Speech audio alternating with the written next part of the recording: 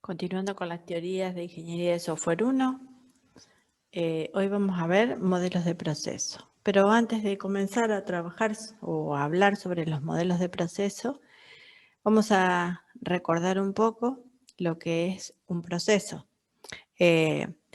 Cuando nosotros proveemos un servicio, creamos un producto, siempre seguimos una secuencia de pasos para realizar un conjunto de tareas. Y esa secuencia de pasos y esas tareas siempre se realizan de la misma manera. Por ejemplo, un proceso sería hacer una torta. Y esa torta no la podemos meter en el horno si no hemos primero mezclado los ingredientes. Por lo tanto, el proceso de la creación o cocinar una torta tiene sus pasos en una secuencia y en un orden establecido. Entonces podemos decir que un proceso es un conjunto ordenado de tareas y un proceso de software justamente es un conjunto de tareas en secuencia que tienen como resultado el producto de software. Entonces vamos a definir como un conjunto de actividades y resultados asociados que producen un producto de software. ¿Y qué es un modelo de proceso de software? Bueno, es una representación simplificada de este proceso que presenta una visión de este proceso. Estos modelos además pueden incluir alguna actividad que parte del proceso y además se pueden establecer papeles de las personas involucradas o roles de las personas involucradas. En la imagen que tenemos abajo se reconoce como diferentes roles dentro del modelo de proceso de software, como el analista, el gestor, el cliente, el equipo de software, y cada uno tiene una responsabilidad establecida dentro del proceso de software. Y esto es lo que se puede presentar en el modelo de proceso. ¿Y cuáles son las características de, en general, los modelos de proceso de software? Bueno, que establecen todas las actividades, que utiliza recursos, ese modelo de proceso utiliza recursos, está sujeto a restricciones y genera productos intermedios y finales. Puede estar compuesto por subprocesos, ¿sí? Si hay un proceso que es demasiado amplio, se puede como explotar. Cada actividad dentro de ese proceso tiene una entrada y una salida definida. Están organizados en secuencia. Existen principios que orientan sobre las metas de cada actividad y las restricciones se pueden aplicar a una actividad, a un recurso o a un producto, ¿sí? Todo eso son las características que definen los modelos de proceso. También un modelo de proceso lo podemos llamar como ciclo de vida, así que es un proceso que implica la construcción de un producto, por eso lo hablamos de ciclo de vida, porque nace, se construye hasta que se termina el producto e incluso puede estar también involucrado la muerte de ese producto de software. Bueno, el ciclo de vida es eso del software es eso, la vida del producto de software desde su concepción hasta su implementación, entrega y utilización. Modelos de proceso de software, entonces, es una representación abstracta de un proceso de software y lo que podemos establecer es que tanto un modelo y podemos definir entonces como ciclo de vida, ¿sí? Un ciclo de vida es un proceso que implica la construcción de un producto, ¿sí? Desde cualquier tipo de producto. Cuando hablamos de ciclo de vida del software, justamente describe la vida del producto de software desde su concepción hasta su implementación, entrega, utilización y mantenimiento, ¿sí? Es decir, por eso se llama ciclo de vida, desde que nace hasta que se realiza la implementación, la entrega e incluso el mantenimiento. Modelo de proceso de software es una representación abstracta de un proceso de software, que es lo que vamos a ver en este caso, en esta teoría, y podemos establecer que modelo de proceso de software paradigma de software y ciclo de vida de software son términos equivalentes, ¿sí? Van a encontrar en diferentes bibliografías diferentes formas de nombrar exactamente lo mismo. Cuando hablamos de modelo de proceso de software, también estamos hablando de ciclo de vida del software. Y en particular, podemos establecer dos tipos de modelos de proceso de software. Por un lado están los modelos prescriptivos, que como bien dice la palabra, prescriben un conjunto de elementos de proceso, ¿sí? ¿Cuáles son las actividades que hay que realizar? ¿Cuáles son las acciones, las tareas? ¿Cuáles son los roles? Y cada modelo de proceso prescribe un flujo de trabajo, es decir, de qué forma los elementos de proceso se interrelacionan entre sí. Todo esto está prescripto, ¿sí?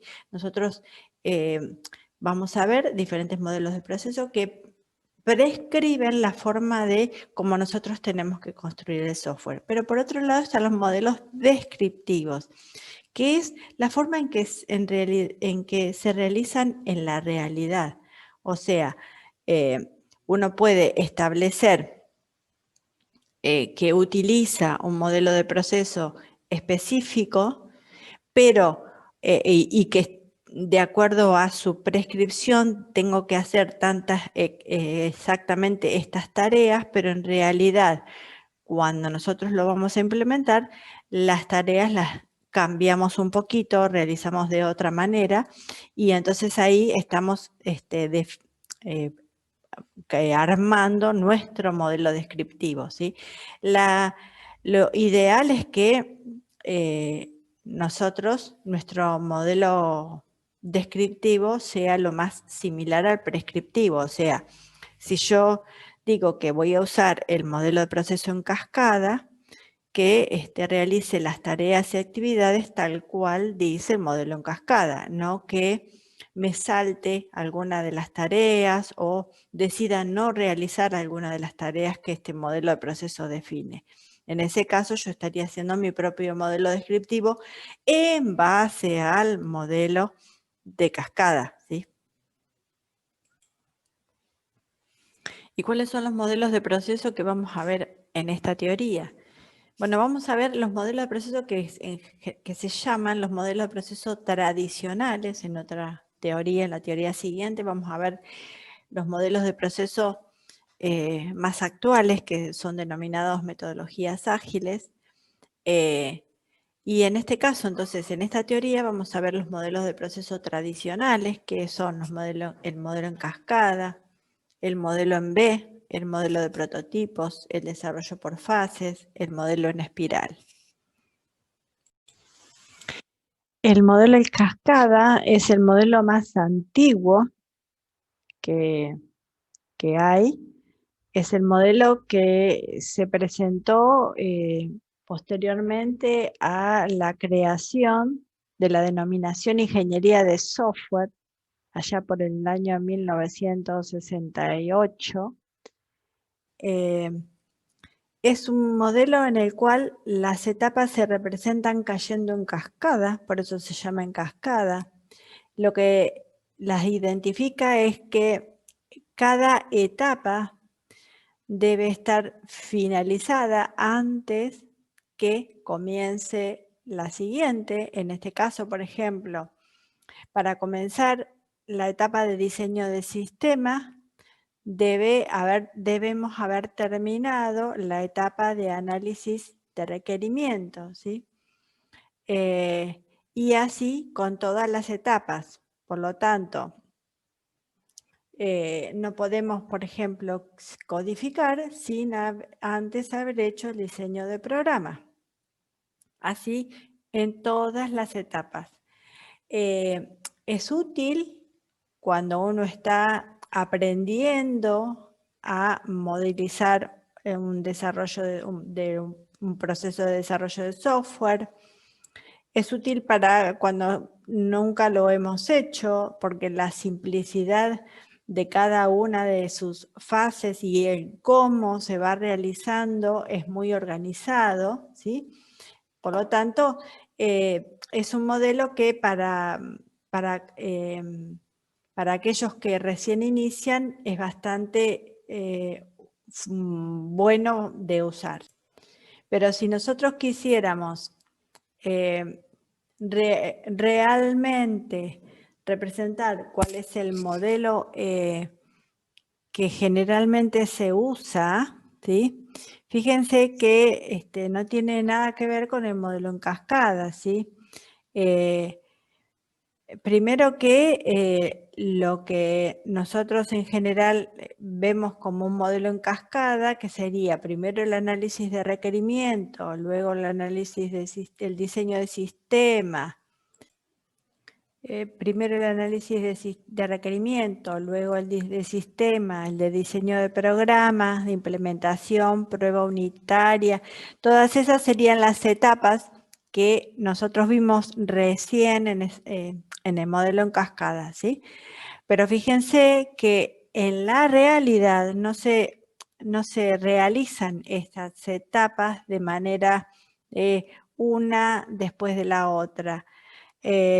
Sino que cuando yo estoy en el análisis de requerimiento, paso al diseño de sistema, pero luego quizá tengo que, en el diseño de sistema, decido hacer una prueba de integración o en el diseño de sistema el usuario decide que quiere cambiar un requerimiento, por lo cual vuelvo al análisis de requerimiento. Cuando estoy en el diseño de sistema, paso al diseño de programa y el usuario dice que tengo que hacer alguna pequeña entrega, entonces tengo que pasar directamente a la prueba de integración. O bueno, en realidad el modelo que nosotros usamos es bastante caótico, o no debería, pero muchas veces suele ser caótico. Y en este caso es lo más evidente lo que habíamos visto anteriormente cuando hablábamos del modelo prescriptivo y el modelo descriptivo. El modelo prescriptivo sería el modelo en cascada que vimos en la transparencia o en la diapositiva anterior, donde todas las etapas se realizaban una después de la otra. Y sin embargo, cuando comienzo a trabajar o a realizar este desarrollo de proceso de desarrollo de software, me encuentro con que mi modelo de proceso se convierte en esto, que es algo caótico, y este sería mi modelo descriptivo. Lo que dijimos previamente es que el modelo prescriptivo y el descriptivo deberían ser lo más parecido posible. Bueno, esto no es parecido, por lo tanto, esto no es lo más recomendable. ¿Y cuáles son las dificultades que podemos encontrar en el modelo en cascada? Además de que es muy difícil de aplicar en esta época, ¿sí? Por eso es que siempre recalcamos que el modelo en cascada es un modelo que fue el primer modelo que surgió. Estábamos aprendiendo a trabajar con la ingeniería de software, estábamos aprendiendo a hacer un modelo de proceso de software. Entonces, por eso es que es tan organizado y tan estructurado. Pero en estos momentos, en esta época en que vivimos, aplicar un modelo en cascada, salvo que sea a niveles educativos, en ese caso estaría bien, pero aplicar un modelo en cascada para realizar un desarrollo de software es bastante difícil. ¿Por qué? Porque en general los usuarios les gusta, una vez que nos solicitan la creación de un producto de software o un servicio, ellos requieren cada tanto ver cómo vamos actualizando, cómo vamos realizando ese desarrollo. Y cuando trabajamos con el modelo en cascada, los resultados recién se ven al finalizar todo, o sea, el resultado lo ven cuando está el producto terminado, no lo ven antes, ¿sí? Otro tema muy importante es cuando si tenemos algún error en las etapas tempranas, como por ejemplo en el análisis, esos errores no se reconocen porque no se hacen testeos y recién se reconocen cuando llegamos a la etapa de pruebas. Por lo tanto, ese error se fue convirtiendo cada vez más grande y es cada vez más complejo, cada vez más grave, ¿sí? Porque un error que apareció en el análisis lo terminamos reconociendo en la etapa de pruebas, ¿sí? Y ya para ese entonces ese error es mucho más grave. La eliminación de fallas suele ser extremadamente difícil durante las últimas etapas de prueba del sistema, porque justamente esas fallas o esos errores es muy importante reconocerlos lo antes posible. Deriva del mundo de hardware, por eso es tan estructurado y no siempre representa la visión del desarrollo de software. Congelar una fase es muy poco realista y existen errores, cambios de parecer y cambios en el ambiente que también tenemos que tenerlos en cuenta. Por eso es que en esta época el modelo en cascada prácticamente se usa muy poco, porque los usuarios en general pueden llegar a cambiar de parecer en cuanto a los requerimientos y como nosotros estamos trabajando sobre un modelo muy estructurado y muy organizado, no podemos volver atrás para hacer un cambio en el análisis, por lo tanto es difícil aplicarlo y en el caso de que decidiéramos de todas maneras hacerlo, lo que inicialmente fue la aplicación del modelo en cascada, termina siendo el modelo en real, que es el que mostré anteriormente, que era algo totalmente caótico. A medida que vamos avanzando en el tiempo, y se reconocen los errores o los problemas que tiene el modelo en cascada, se van generando nuevos modelos de proceso con ciertas mejoras. En particular se le aplica el modelo en cascada con prototipos, ¿sí? El modelo en prototipo, la diferencia con el modelo en cascada tradicional es que a partir del análisis de requerimientos se genera un prototipo. Ese prototipo es evaluado con el usuario y si hay algún problema, ¿sí? Se vuelve a iterar con la parte de análisis de requerimiento, que es donde se generó el prototipo. De la misma manera, con el diseño de sistemas, ¿sí? Se realiza un prototipo para que lo revisen y si hay algún problema en ese prototipo, nuevamente se vuelve a la misma etapa y se modifica. Por lo tanto, ¿cuál es el beneficio de este modelo? Que una vez que nosotros llegamos a las últimas etapas, ya los grandes errores han sido corregidos o al menos hay muchos menos errores que lo que podía llegar a presentarse si no generábamos el prototipo. Luego aparece el modelo en B, donde a partir del modelo en cascada lo que se hace es establecer, o mejor mirar a las etapas, no de manera como que caen en cascada, sino generando una B. ¿Y eso qué significa? Fíjense que tanto la etapa de análisis de requerimiento como la de análisis de prueba tiene un nexo. Por eso es que se define de esa manera en B.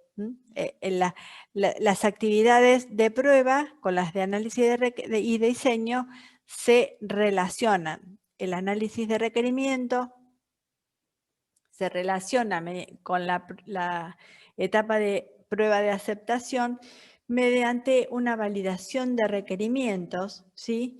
Que hace interactuar entre estas dos etapas, ¿sí? Lo mismo pasa con el diseño de sistemas y con la prueba del sistema se verifica el diseño de alguna manera y entonces tanto la etapa de diseño del sistema como la prueba del sistema van interactuando. Sugiere entonces el modelo en B que la prueba unitaria y la de integración también sean utilizadas para verificar el diseño de programa, que es lo que recién acabo de decir.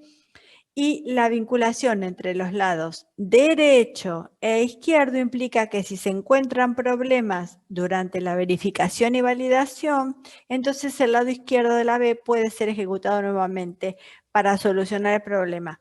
¿Qué significa? No solamente que voy a validar los requerimientos, estando en el análisis puedo validar los requerimientos y llegar a la prueba de aceptación, sino que al revés, si yo estoy en la prueba de aceptación y encuentro algún error, lo que me permite este modelo en B es volver a la etapa de análisis de requerimiento y realizar los cambios que se requieran para poder mejorar o poder solucionar ese error que acabamos de encontrar.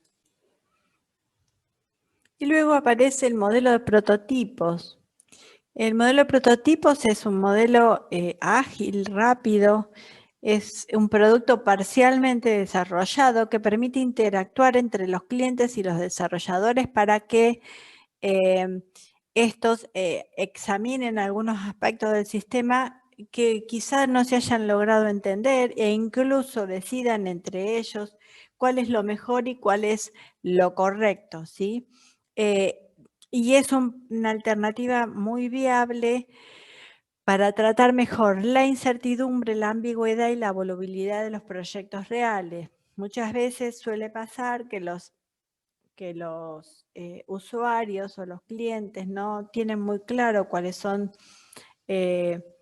sus expectativas respecto al sistema, no se saben expresar claramente cuáles son los requerimientos, existe ambigüedad en su redacción, no necesariamente, porque quizá incluso pueden no saber qué es lo que se puede alcanzar con este sistema, sino que tienen poco conocimiento de lo que se puede realizar con un software.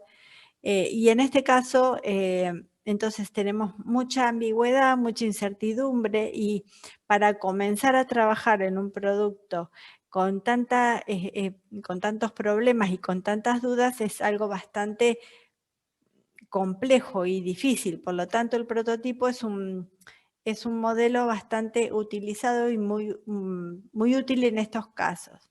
Hay dos tipos de modelos de prototipo. Por un lado está el modelo evolutivo y por otro lado está el descartable.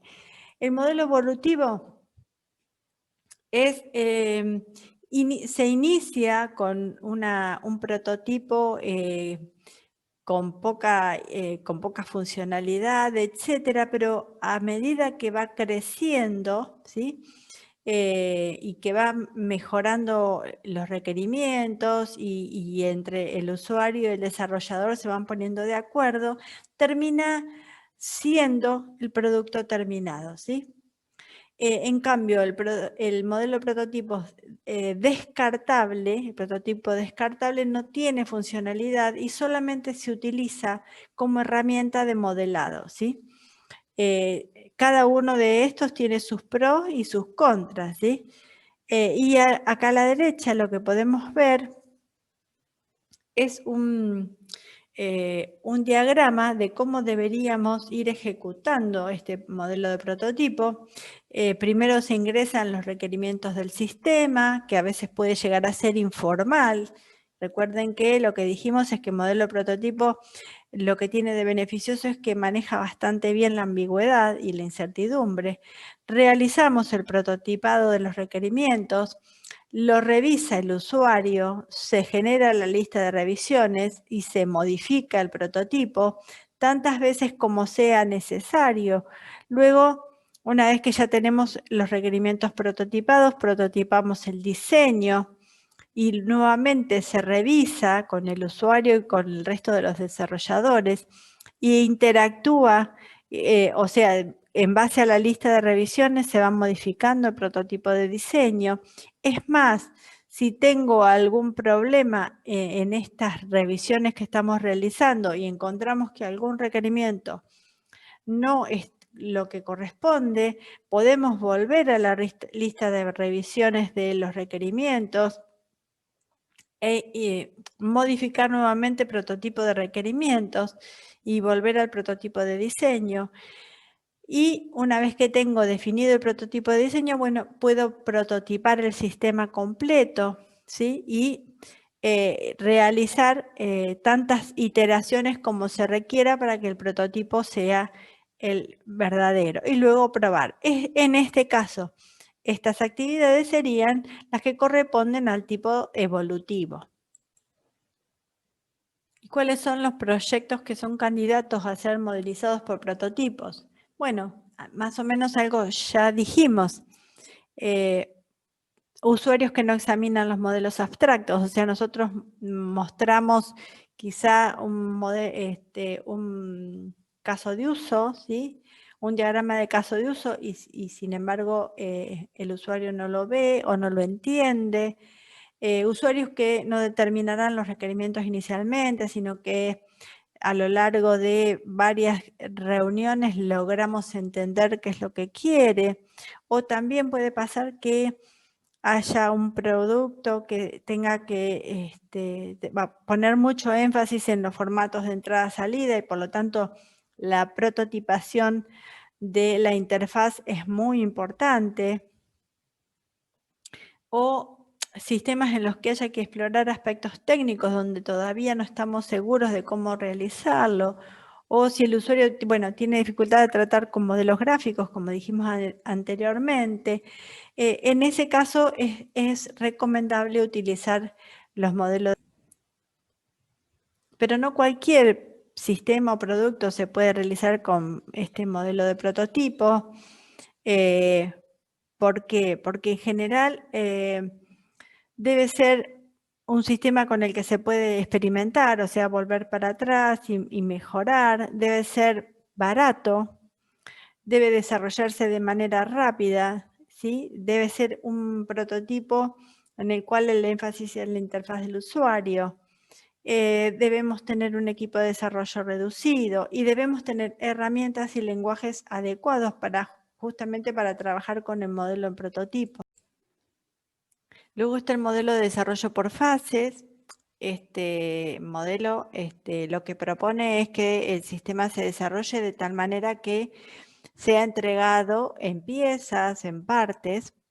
Esto lo que me implica es que vamos a tener dos sistemas funcionando.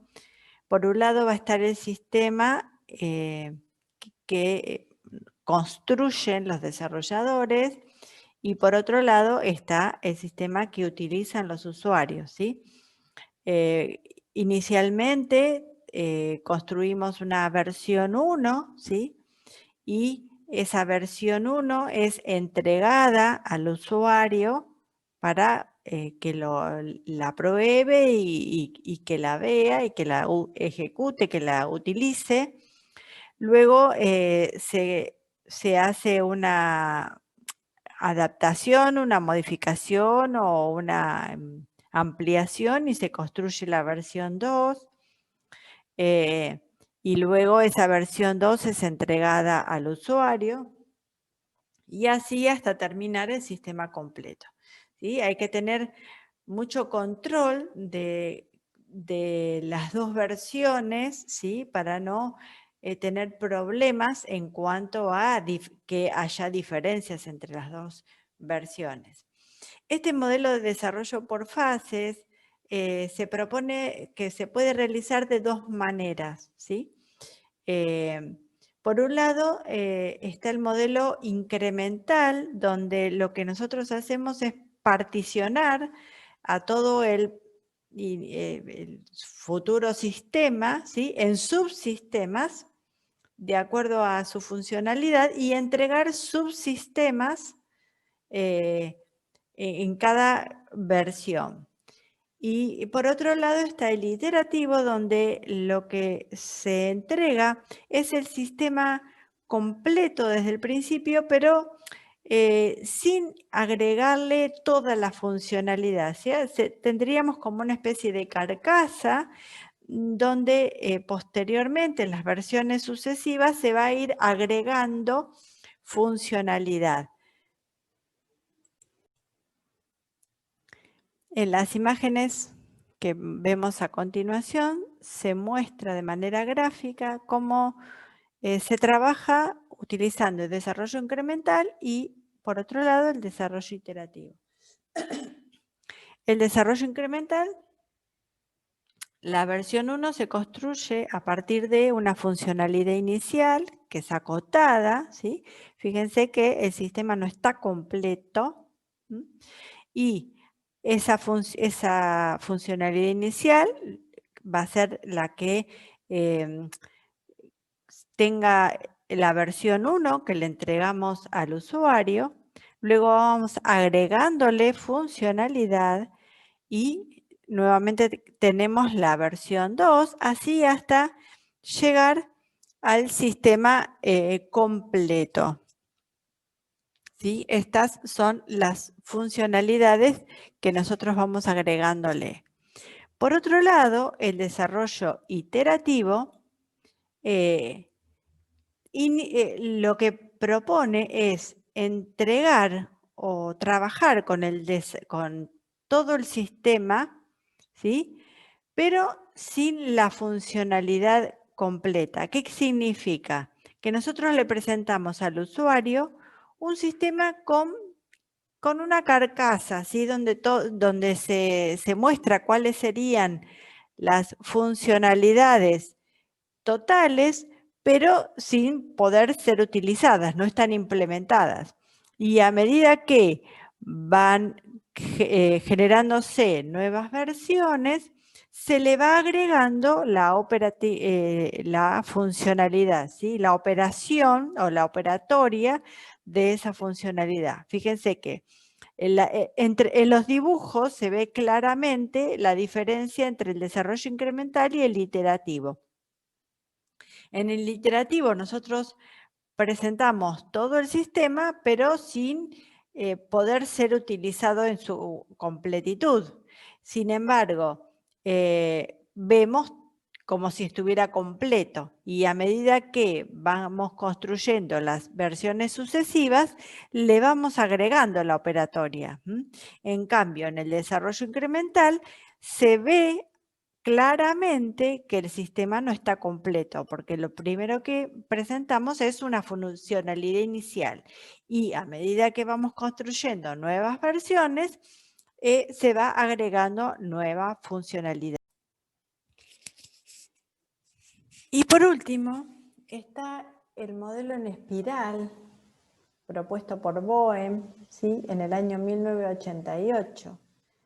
Este modelo se llama en espiral justamente porque se trabaja por ciclos, ¿sí? Cada ciclo que propone el modelo está dividido en 4 sectores, ¿sí? El primer sector es donde se establecen los objetivos, se identifican restricciones en el proceso o en el producto, se establece un plan de gestión detallado, se identifican alternativas, se establecen riesgos.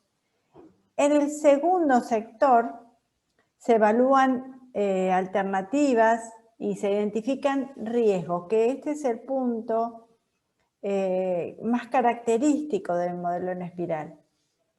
Boehm incorpora a su modelo de proceso la evaluación y el análisis y la evaluación de los riesgos. El tercer sector tiene que ver con el desarrollo en sí, ¿sí?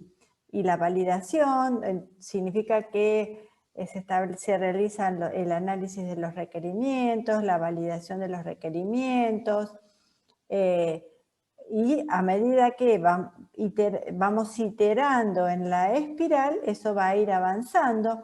Y el último sector tiene que ver con la planeación, donde se evalúa si vamos bien, si hay que hacer algunas modificaciones, si tenemos algún problema con algún riesgo.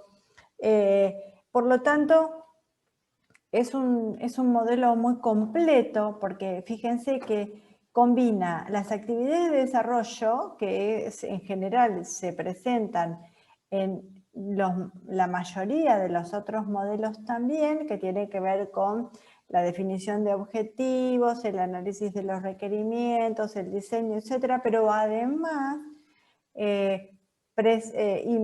propone la gestión de riesgos.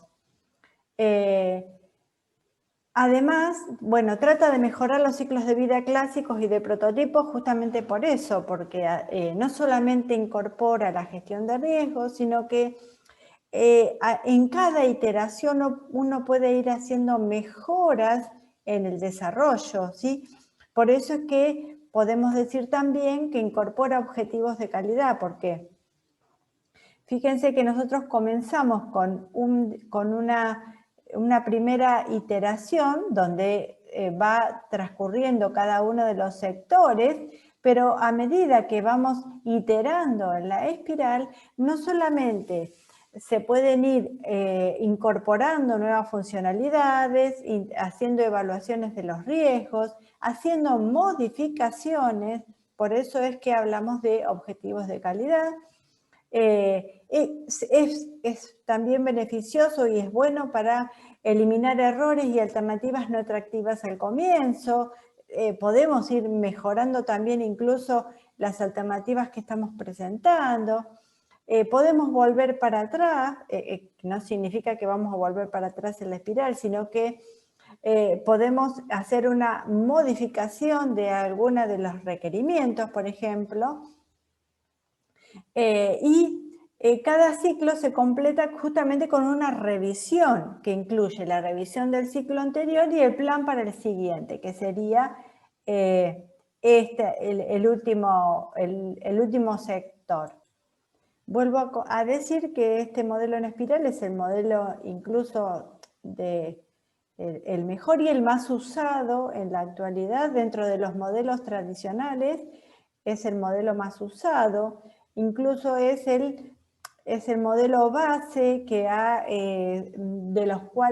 por el cual han surgido nuevas metodologías que son más usadas en la actualidad, que se verán en la próxima teoría. Por esta dinámica que tiene el modelo en espiral, ¿sí? Hemos visto diferentes tipos de modelos de procesos de software. ¿Cuál elegir? ¿En qué momento? ¿Cuál elegir? Dependiendo de el tipo de sistema que nosotros tengamos que construir, la experiencia que tengamos nosotros, el usuario que tengamos que nos está proponiendo el modelo, de acuerdo a diferentes parámetros que tenemos que ir identificando, va a ser la elección del modelo de proceso de desarrollo de software que vayamos a utilizar para realizar nuestro sistema, ¿sí? También podemos decir que dentro de los modelos de proceso y de acuerdo a incluso uno de los parámetros también que tenemos que tener en cuenta es el tiempo que tenemos para realizarlo, ¿no es cierto? Podemos hacer un análisis comparativo de cada uno de los modelos de proceso y podemos ver en una gráfica que las necesidades de los usuarios evolucionan de manera constante, ¿sí? Entonces, eso aplicado a, por ejemplo, el modelo de ciclo de vida clásico en cascada, fíjense que por un lado tenemos el eje Y, nos muestra la funcionalidad, y el eje X el tiempo. Y en una línea totalmente y media, ¿sí? Que la tenemos a 45 grados, están las necesidades de los usuarios, ¿sí? Que generalmente van en aumento. Si nosotros decidimos utilizar el modelo en cascada, esas necesidades no siempre son cubiertas de la manera ideal, que sería seguir la misma línea que las necesidades de los usuarios. Fíjense que en la línea que tenemos en negrita, estamos mostrando cómo se alcanzarían esas necesidades de los usuarios o cómo serían las capacidades reales del sistema, ¿sí? En función de las necesidades.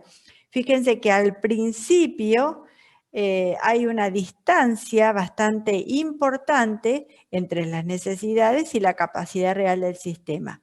Luego, a medida que va transcurriendo el tiempo y nosotros vamos desarrollando el sistema, esas necesidades y las capacidades reales del sistema se van acercando, pero nunca se acercan más que una cierta distancia. O sea, significa que si utilizamos el modelo en cascada, las capacidades del sistema y las necesidades del usuario nunca llegan a ser exactamente lo que quiere el usuario, ¿sí? Si utilizamos el desarrollo incremental, es bastante similar a lo del modelo en cascada, pero con una cierta mejoría, ¿sí? Porque además, fíjense que en esta línea, que ahora no está en negra, sino que esta línea sería la línea que nos está marcando el modelo en cascada, ¿sí? En cambio, la línea que está en negrita es la línea que nos remarca cómo serían las capacidades reales si nosotros lo hemos desarrollado utilizando el modelo de desarrollo incremental, ¿sí? Fíjense que hay una mejoría en cuanto a las características reales del sistema. O sea, si desarrollamos nuestro sistema utilizando el modelo incremental, se acerca más la diferencia entre este y este, ¿sí? Es menor que entre este y este, ¿sí? Que sería la línea del modelo en cascada, ¿sí? Siempre el modelo de desarrollo incremental es mejor que el modelo en cascada.